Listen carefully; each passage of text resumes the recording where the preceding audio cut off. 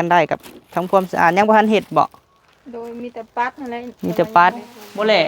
อันนี้ฮะมันไหลออกมานอกบ่นี่ฮะแม่นเพราะว่ามันเพียงกันเลยเด้อ๋อเนาะขอเงินไปซื้อน้ขอเงินไปซื้อน้ำกินอ้าวพี่น้องเอ้ยเนาะแล้วล่ะบ่นางข้างในฮะเป็ดมาเด้อบัดเลยฮะโดยเป็ดมันลงเนาะซื้อเป็ดเป็นโตแม่นล่ะ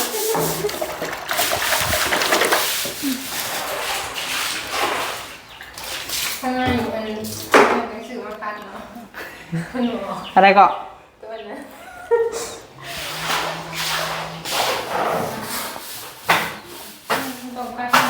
ไปสาไปตักน้ำกันใส่บ่ได้ไปจัง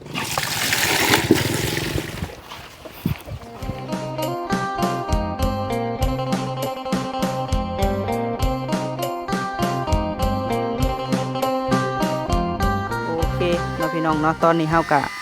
มาฮอดเฮือนซานน้องผู้วงแล้วแหละพี่น้องเอ้ยบ่ฮู้ว่าน้องเพิ่นคือสิทำความสะอาดแล้วแหละหรือว่าจังไดเนาะโดยหักถือมาแต่เฮือนพี่น้องเอ้ยอ้าวเนาะบ่ให้ว่ากันเด้อพี่น้องเอ้ยมีแต่ซอยให้กำลังใจพวกเขาสิสร้างครอบครัวใหม่เนาะพี่น้องเนาะเฮาแนวใดเฮาบอกสอนได้ซอยได้เฮาก็ซอยไปพี่น้องเอ้ยอาจจะเว้าแน่เล็กๆน้อยๆเนาะคนเฮาก็ได้แต่บ่แม่นว่าเว้าให้เสียหายเว้าให้ฮู้จักความพี่น้องเอ้ยไปเดี๋ยวเข้าไปก่อนคือมิดซอยม้อยสิมีอยู่น้องลาตีเพิ่นมาน้ำหลังพี่น้องเอ้ยโอ้ได้ย้ายแล้วเนาะพี่น้องเนาะแทงน้ำแทงในนี่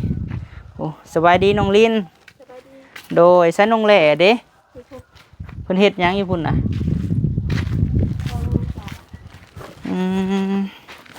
กวดแน่แล้วบ่หลานนี่ฮะทูเลยบ่ยังบ่รถถีบนี่ขึ้นสูงแท้นี่เนาะได้สิลงได้บัดลงนี่ เอาคือว่ากระซำนี่แหละพี่น้องเอ้ยอยากแนะนำเพิ่นเครื่องคองเด้อหล่ะเด้อตัวใดบ่ใส่แล้วให้เก็บออกเด้อเอาไว้มีอยู่บ่ห้องที่ว่าโล่งทางกลางเฮือนจะมีอยู่บ่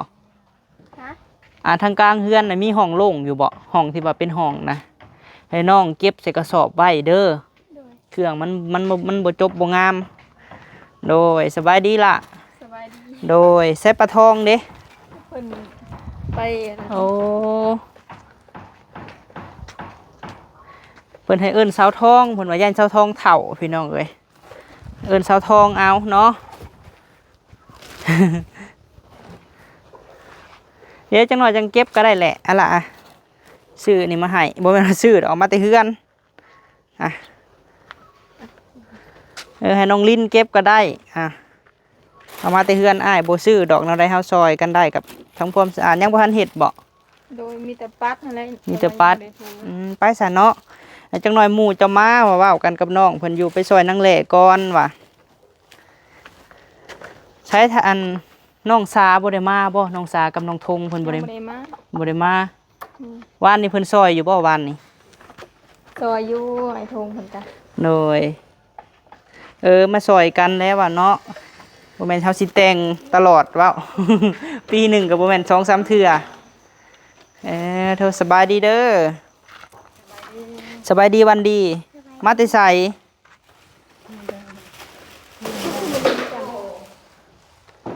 ไปทำความสะอาดได้บัดนี้โทรเลยบ่ลูกไผ่นะหัวปลาทองเพิ่นว่าแนวใดหั่นแหละสิมาอยู่เพิ่นว่าแผบได้น่ะห่อมาแต่เฮือนพุน้ำยานี่ก็เอามาแต่เฮือนไปหาสิบอกวิธีถูนี่ถอนออกลองแหล่ลองตีนค่ะกินข้าวยังผมกินอันนั้นน้ำเล็กน้อยนั่นแหละเจ้ากินข้าวแล้วคือบ่หากินสวยเลยเอาเห็ดกับน้องแหล่ก็ได้จังหน่อยละตีมาโอ้โธ่บ่แหล่อันนี้ฮะมันไหลออกมานอกบ่นี่ฮะแม่นเพราะว่ามันเพียงกันเลยเด้อ๋อเนาะว่าแล้วอันเห็ดอันทางในห้องน้ำกับนอกห้องน้ำทำกันเลยเนาะมันก็ไหลออกมาพี่เลยอันนี้ทูแห้งบ่ได้บ่เวลาอาบน้ำกันแม่นเฮือนน่ะกว้างอยู่ได้พี่น้องเอ้ยหากว่า เอาไว้ดูดิ ไหลออกมาข้างนอกพี่น้ำนะเอาน้ำใส่เนี่ยถอดรองเท้าออกเด้อ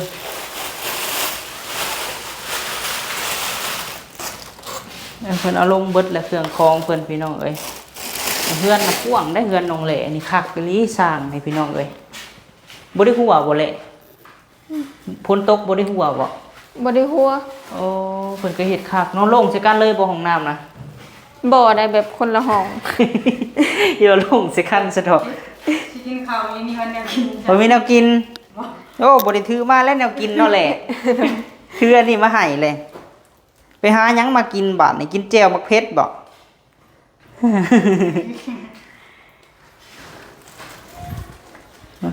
บ่ได้ถือมาแล้วเนาะแนวกินกะ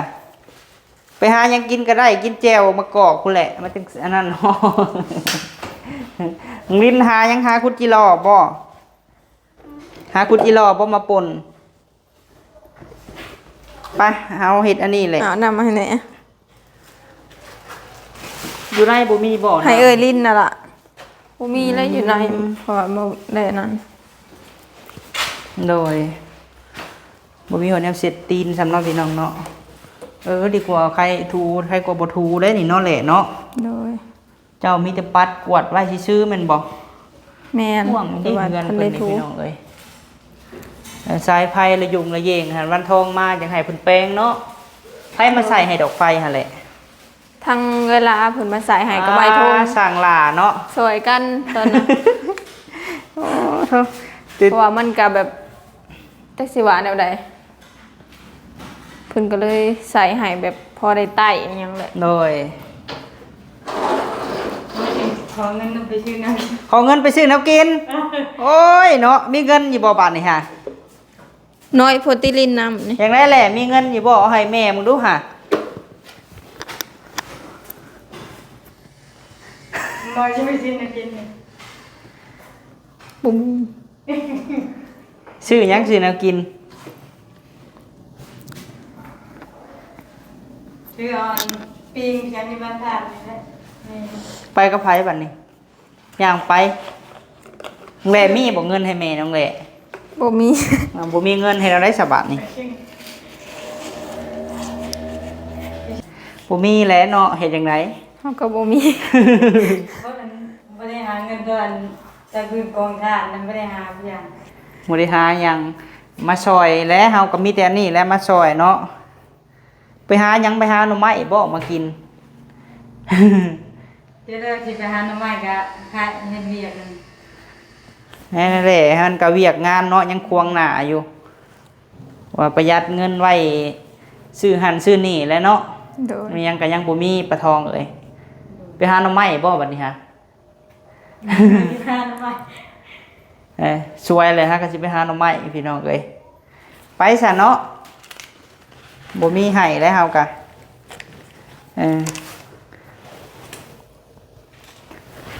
ไปซะช่วยเพนเดี๋ยวจังหน่อยเพิ่นว่าบ่ทันอยู่ทันกินอีกบ่ไปแต่เช้าแต่เที่ยวสิไปหาหน่อไม้บ่ แม่ ไปโลดซะ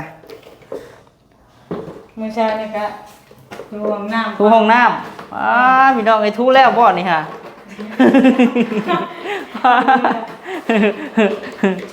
โอ้ยเนาะพี่น้องเอ้ย มันบ่มีแนวทูแบบนี้ มีหนาทูบ่และเอามาแต่เฮือนมาให้ก็จากปากแหว่งแน่ อันแนวกันน่ะก็ได้ เป็นยังดอกใส่ได้อยู่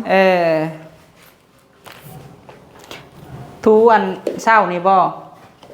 ตัวนี้ย่างตัวนี้คือทห้องน้ำนะ ทูแต่ห้องน้ำป้าพี่น้องเอ้ย กินข้าววันนี้เฮ็ดอีกอยากกินข้าวเมื่อยจังว่า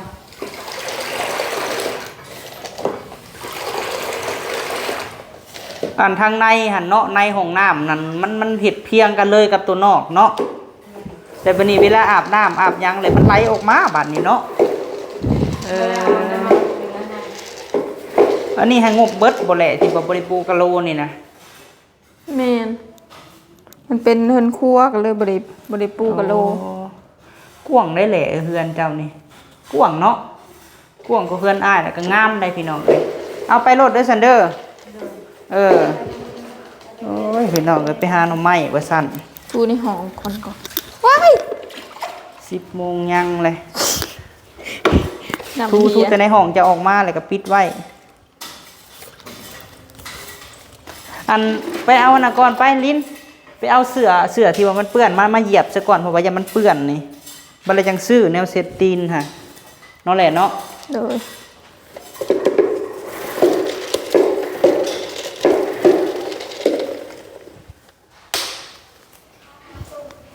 แขกมาอายผู้คนได้หลายเลย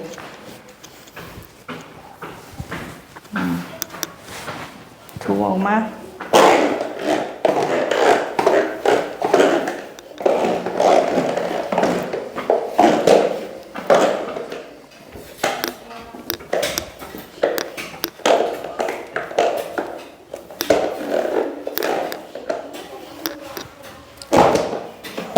โอ้ย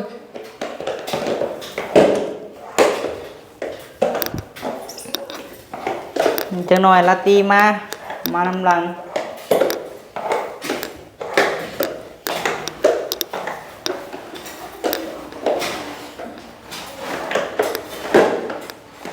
จังหน่อยเป็นฮอดมือมาผัดเนาะอายคนได้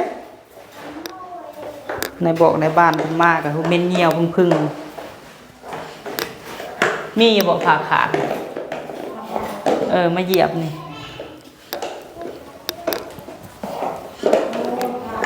มีพัดลมอยู่บ่แหละ มีอยู่พัดลมมัน ไม่ใช่รถเลย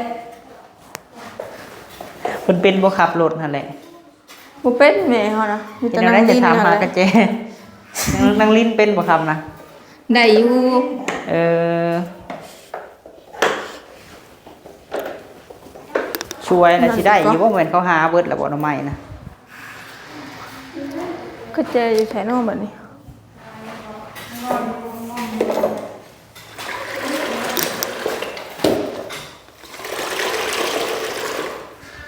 อันนี้บ่อนอันนะเสร็จนะ เอามาไว้รถไปเหยียบเดี๋ยวกว่าบ่มีบ่เลยเฮาจังไปหาซื้อมาผู้หมู่มานะไล่เอาในลิ้นบ่เลียนบ่ลิ้นเปื้อนได้ล่ะเด้อใส่เกิบพากันมาแล้วก็ใส่เกิบอย่ามันเปื้อนมันบ่มีอันแนวขวดอันเดียวหนึงสิพากันไปหาหน่อไม้บ่ โดย ดีใจบ่อ้ายมาซอยล่ะ ดีใจ และอาศัยแม่คือเห็นแหละพี่น้องเอ้ย10 โมงแล้วฮะก็ไปหาหน่อไม้เนาะแหละโคตรดีพี่น้องเอ้ยจักโมงสิได้กินบัดนี้แม่ผู้ใหญ่บ่พอมีก็มาตามคำสั่งแม่พี่น้องเอ้ยเพิ่นก็ไปซอยมันแน่อีต้นมันเพิ่นก็ว่าอีแหละก็ได้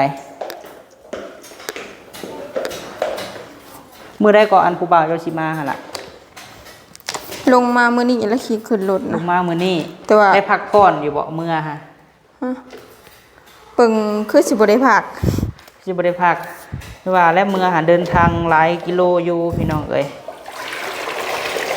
แต่กระบาปมันอยู่เนาะวันทองก็ได้เมื่ออะไรก็มาเลย แม่น เมืองโคงผู้ได้พี่น้องเอ้ยเนาะบ่แม่นว่าใกล้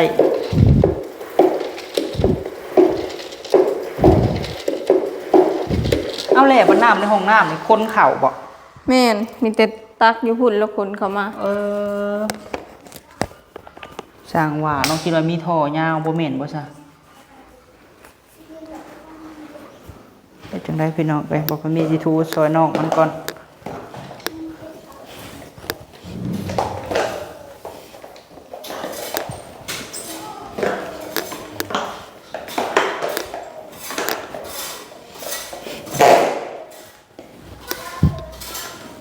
นี่แหละห้องหอเพิ่นก็ได้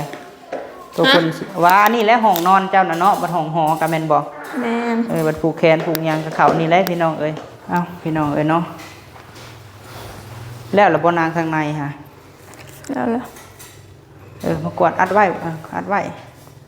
หรือว่าจะบ่อัดก็ได้เนาะหรือว่าเฮาถอกทิ่มก่อนนางเอ้ยน้ำมันเปื้อนเลยเอาน้ำใหม่มาใส่มันอันนั้นแม่นบ่มันอัดบ่นะครับปานใดแม่นบ่ เปลี่ยนน้ำก็ได้พี่อาชิทูซอยมี2 อันแล้วบัดนี้ทูค่ะ แม่น ไปพี่น้องเอ้ย เดี๋ยวเจ้าไปทูรถเดี๋ยวไอายเสียนะให้เดี๋ยวจะไอเย็นน้ำให้ไปเอาอยู่ใช้น้ำนะ นอกแล้ว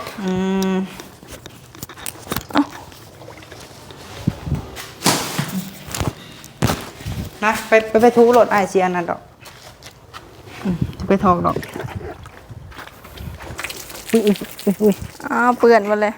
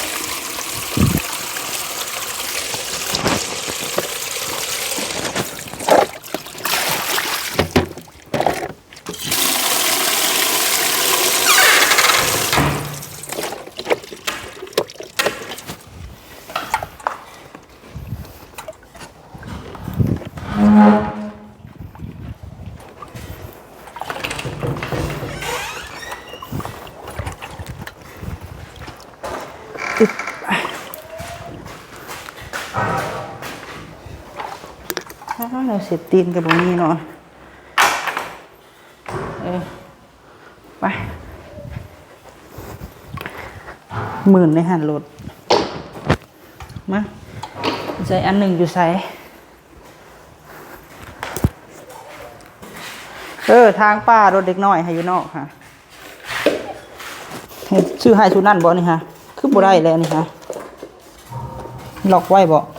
คือบ่ได้แล้วได้ไรอยู่ ผืดเนาะ ผืดเนาะ ไป เอาน้ำยาเอาละบ่ คือผืดเถอะอันนี้ฮะ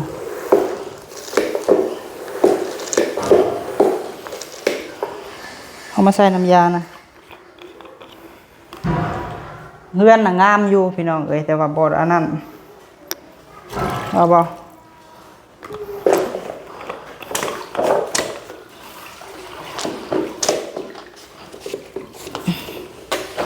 เอามันคือฝืดแท้แหละ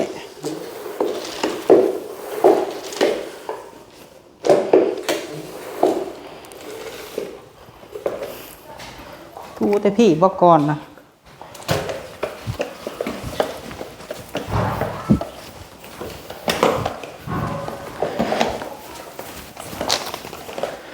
นางสาค่ะเพิ่นเฮ็ดเวียกบ่แหละฮะนางสาเพิ่นเฮ็ดเวียกบ่วะมื้อนี้เพิ่นบ่ได้ไปเพิ่นเว้าแซ่หาเพิ่นนะยังสิมาอยู่พุ่นน่ะซอยกันแล้วเหรอบ่มีไผเว้า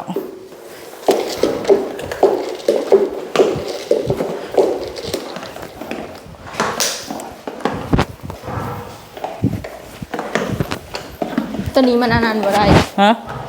มันอันนั้นลงนะ ของข่อยนี้แม่เป็นยัง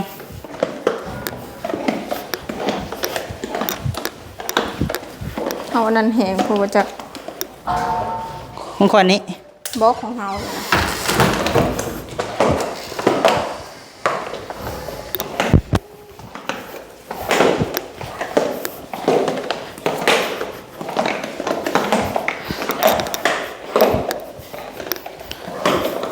ปั่นนำมันออกเปิดโทษจนแหกบ่มีฟอยบ่อยู่เฮือนนี่ไม่กวาดบ่มีบ่มีอันหนึ่งห้องนี่หันบ่ปัดกระยาเนาะห้องเก็บเครื่องเนาะโดย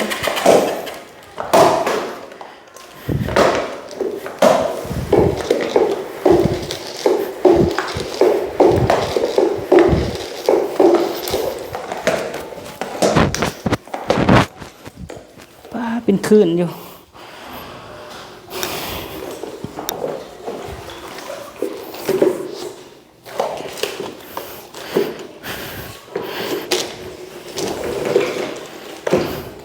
มันคืออันนั้นแท้แหละ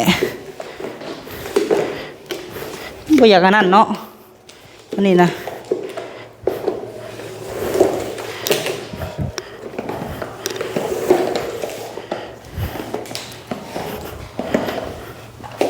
ใส่กว่าเฮาบ่ทูได้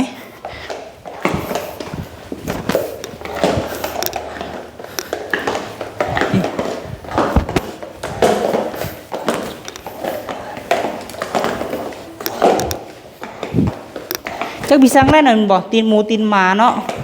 ขึ้นนะตีนหมูตีนหมา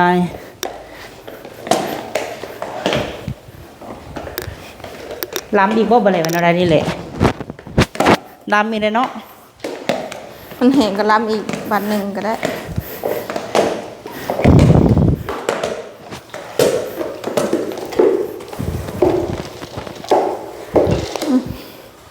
ปั่นแห้งพด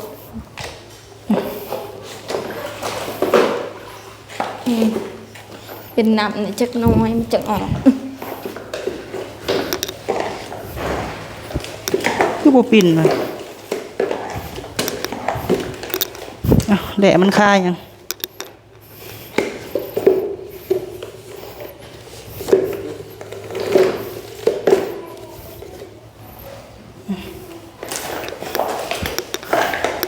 เดี๋ยวของเจ้าได้นี่น้ำข่อยนี่ของเฮา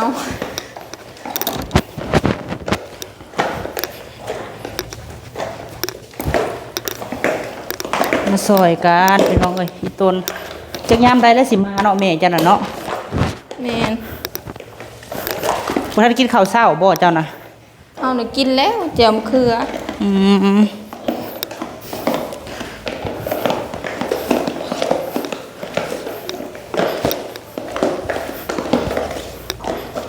กระเบื้องสีนี่พี่น้องรักษาบ่ได้เปื้อนเห็นบ่เป็นคราบอยู่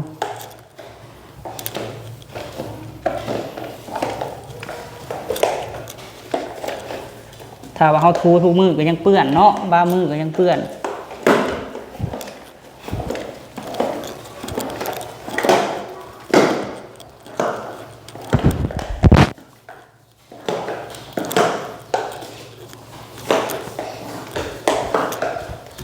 อ่อนเด้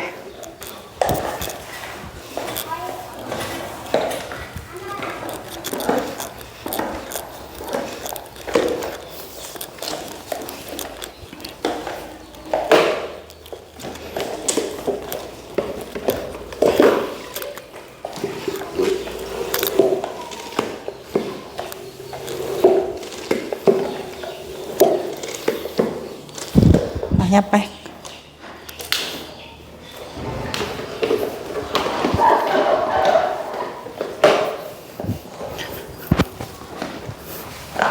บอกเด้อคันเด็กน้อยเขาขึ้นมันบอกเปื้อนนี่แล้วนี่บัดนี้คอยสิได้มาซอยเจ้าอันนี้นี่เลยบัดเลยผัดนี่นะอยู่เห็ดกินคอยก็สิเฮ็ด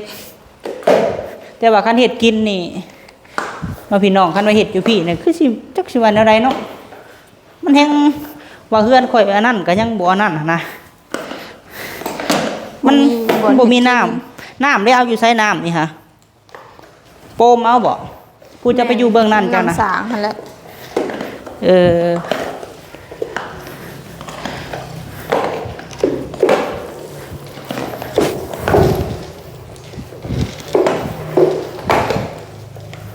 น้ำในกับในห้องน้ำก็ต้องคนเข่าบ่แม่นปีซัง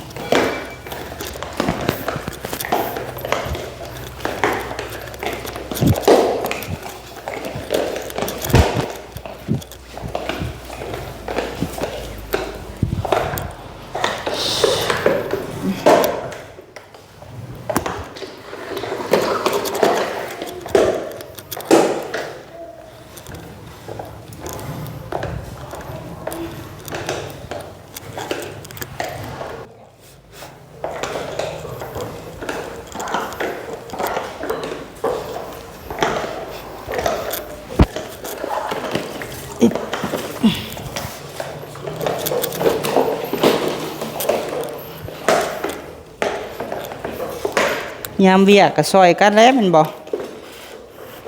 จะโทรแล้วบ่ฮะจะโทรแล้วบ่สาวสานะนางสาโทรแล้วบ่ดูใส่ผ้ามันคาอย่างอันก็บ่ได้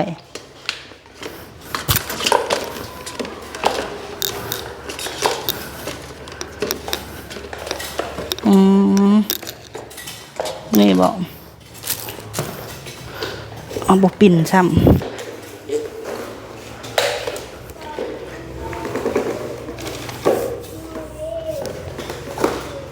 มันค่ายังแหละฮักแต่รับผึ่งชงอันนี้เนาะอ่ะ ไปมา ลาตีบอก แม่น เดี๋ยวไปพี่ให้มันแห้งก่อนผมมีพัดลมเนาะเป่าเนาะ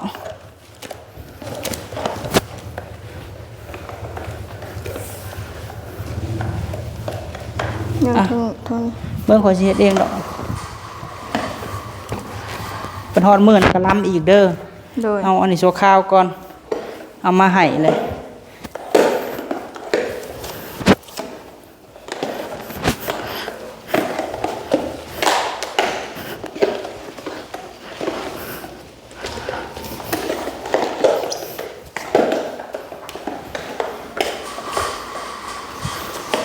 เอามาทำเจ้าแล้วตีจะไปปลาลุงไงไปดีปลาลุงก่อนกี่ทางพี่ นี่ หาเบิ่งดูละตีแบบนี้ใครเนี้แบบคือของข่อยเอามานี่เนาะ แม่นแต่ว่าอันนี้มันใส่หลายคนเด้ก็เลยเทพายตินโดนหัวโตสบายดีเด้อ โดยสบายดี ระวังอยู่มันก็บ่ได้ถือ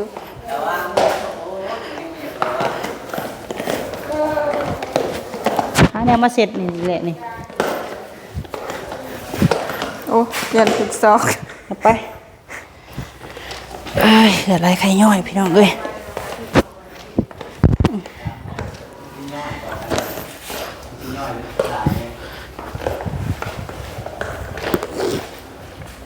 เนี่ยมาอย่างเดียวเนาะ ใครกลัวบทูได้นั่นแหละ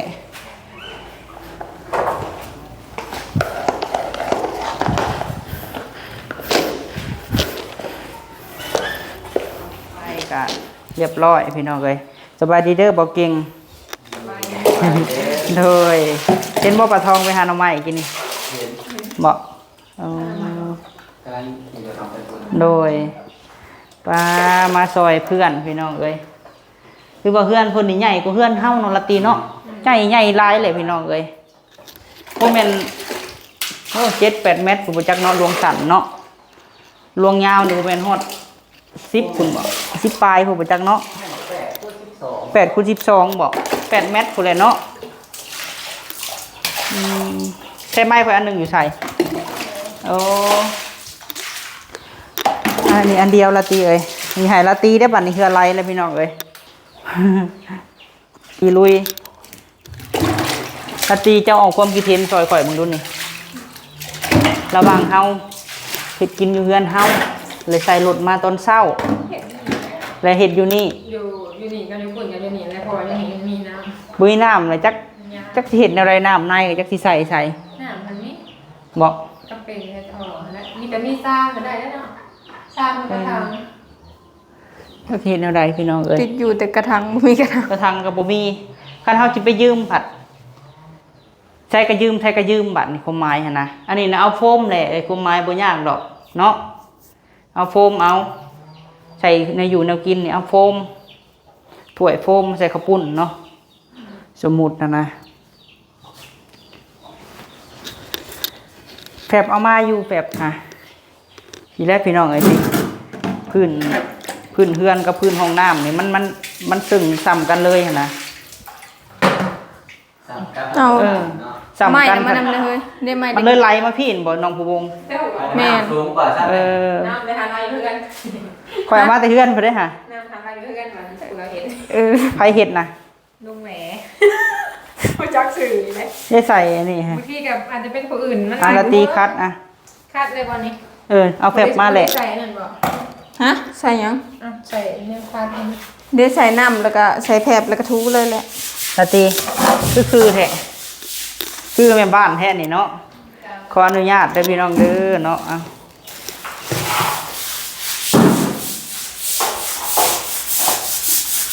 ไปเอาน้ำมาเลย เลยอ่ะเฮ้ยเดี๋ยวค่อยอันนั้น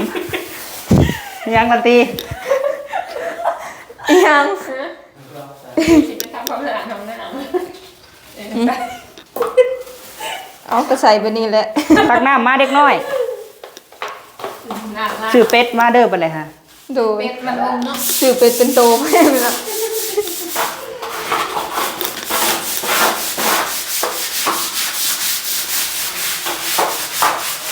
เดี๋ยวตักน้ำมาให้เป็นแม่เพิ่นอาบน้ำเพิ่นยังได้หิวขึ้นมา จะได้เถื่อกะ มันกระบวนนั่นแหละเนาะมีน้ำอยู่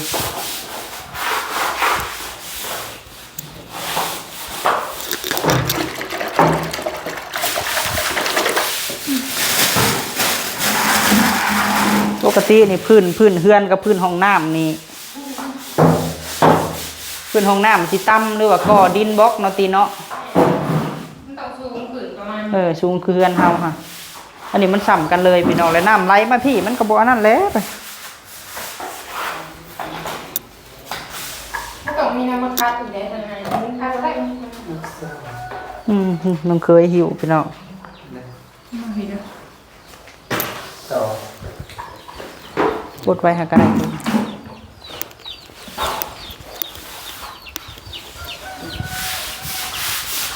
มันเด็ดมันโดน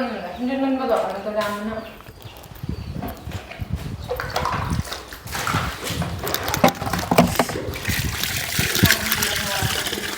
มีอันท่อย่างมันใส่บ่ฮอดเนาะท่อละย่างเพิ่นน่ะ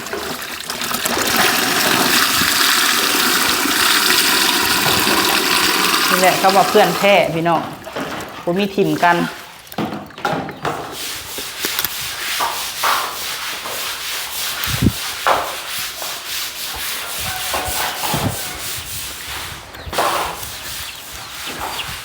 ต้องต่ำก็เล่ากระถางมือหมดทนมาลงแล้ว แผบก็ได้เลยละตีเอ้ย อึ๊บ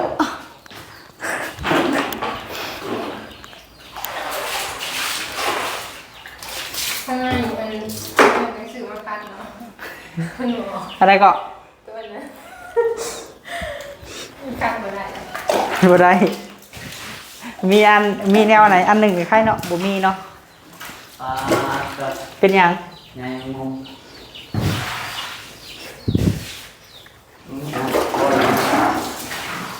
ตัวบอลตัวนี้แหละต่อเต่าคนเดียวก็ห้องน้ำเท่าไร เนาะมันหลายห้องแต่ปั้นนี่ก็จะห้องหนึ่งนี่ จำทึมอันที่เพื่อนเฮานี่หาซ้ำ2อันเนาะอันนี่เนาะ นอกอันนี้ดำ ขี้ดินเลย ๆนอกอันนี้เลย ขี้ดินเลย เอาไม้มาแหละ เดี๋ยวฮะ แหละมาอยู่น้ำเจ้ามา มาเดี๋ยวขอเอา วิ่งไปตรงกลางไปยังไง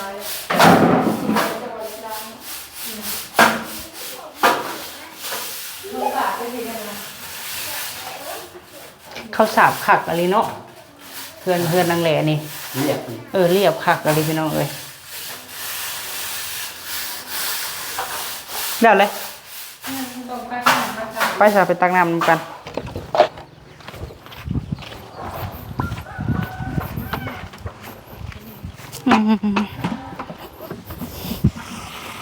เพื่อนแท้น่ะบ้านเนาะมันต่ำเด้ฮะใส่บ่ได้ไปจัง ต้องเอาคูหน่อยคุณกัน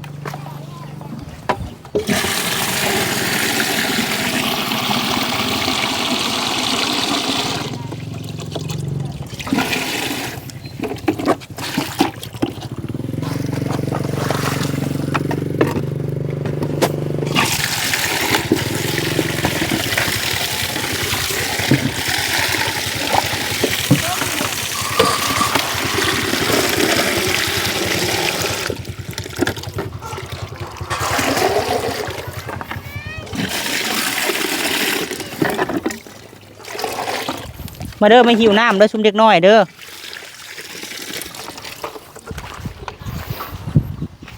โอ้ยโอ้ยโอ้ยบ่ได้ไปซ้ำบ่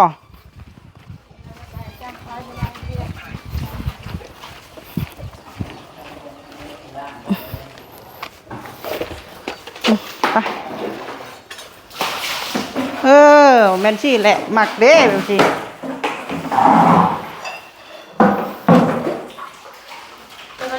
ล่างรถนี่เอาออกไปแหละอุ้ยเนาะเจ้านี่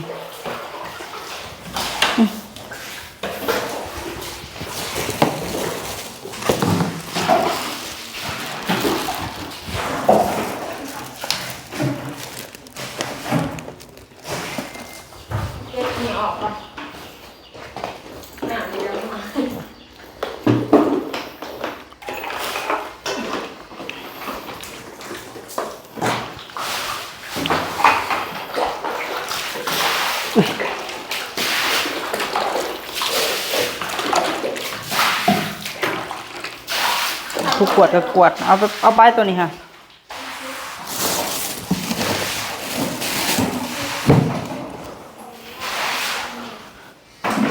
ผู้ค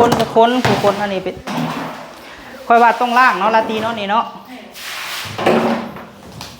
เนาะเดี๋ยวจะขอจบคลิปก่อนเนาะพอคลิปหน้าเดี๋ยวพี่น้องเด้อเนาะเบิ่งน้องการพี่น้องเอ้ยโอ้ยเนาะเอาซอยๆกันเด้อพี่น้องเด้อเนาะบ่ได้สะอาดสะอ้างเฮานี่แหละพี่น้องเอ้ยเนาะแหละเนาะ โดย ดีใจบ่เสี่ยวมาซอย โดยดีใจ คือถอดตัวอันนี้ไว้ เดี๋ยวเฮ็ดเวียกก่อนซอยน้องแหล่ก่อนพี่น้องเอ้ยเนาะโดย